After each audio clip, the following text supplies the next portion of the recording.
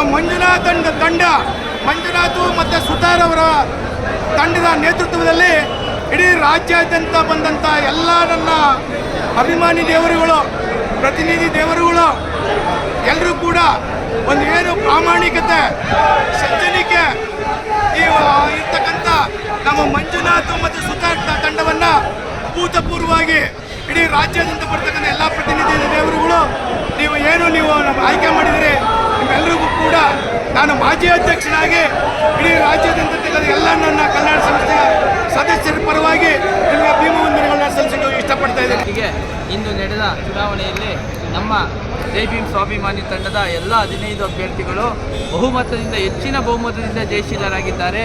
ಹಾಗಾಗಿ ಈ ಬಹುಮತಕ್ಕೆ ನಮ್ಮ ನೌಕರ ಸಂಘದ ಅಧ್ಯಕ್ಷರಾದ ಬಲರಾಮ್ ಸಾಹೇಬರು, ನಮ್ಮ ಮಾರ್ಗದರ್ಶಕರಾದ ಶೀಲಾ ಮೇಡಮ್ ಅವರು, ನಮ್ಮ ಶಿವಣ್ಣ ಸಾಹೇಬರು, ನಮ್ಮ ಮಾಜಿ ಅಧ್ಯಕ್ಷರಾದ ಗಸ್ತಿ ಸಾಹೇಬ್ರು ಇರ್ಬೋದು, ಆಮೇಲೆ 659 ಮಾಜಿ ಅಧ್ಯಕ್ಷರಾದ ನಮ್ಮ ಅಮೀನ್ ಭಾಯ್ ಸಾಹೇಬರು ಹಾಗೂ ಎಲ್ಲ ನಮ್ಮ ಕಲ್ಯಾಣ ಸಂಸ್ಥೆಯ ಮಾಜಿ ಅಧ್ಯಕ್ಷರುಗಳು, ಪದಾಧಿಕಾರಿಗಳು, ಮಾಜಿ ಉಪಾಧ್ಯಕ್ಷರುಗಳಿರ್ಬೋದು, ಮಾಜಿ ಸಂಘಟನಾ ಕಾರ್ಯದರ್ಶಿಗಳು, ಎಲ್ಲ ಸಿಇಸಿಗಳು ಸಹಿತ ಹೆಚ್ಚಿನ ಶ್ರಮ ವಹಿಸಿ ನಮ್ಮ ತಂಡದ ಗೆಲುವಿಗೆ ಕಾರಣಕರ್ತರಾಗಿರ್ತಾರೆ. ಎಲ್ಲರಿಗೂ ನಾನು ಆಭಾರಿಯಾಗಿದ್ದೇನೆ. ಯಾವುದೇ ಒಂದು ಸಂದರ್ಭದಲ್ಲಿ ಸಹ ನಮ್ಮ ನೌಕರರ ಕುಂದುಕೊರತೆಗಳನ್ನು ನೀಗಿಸಲು ನಾನು ಹೆಚ್ಚಿನ ಶ್ರಮ ವಹಿಸಿ ನಿಮ್ಮ ಸೇವೆಗೆ ಸದಾ ಸಿದ್ಧನಾಗಿರುತ್ತೇನೆ ಎಂದು ಈ ಮೂಲಕ ನಾನು ಹೇಳಿ ನನ್ನ ಮಾತು ಮುಗಿಸ್ತೀನಿ. ಜೈ ಭೀಮ್.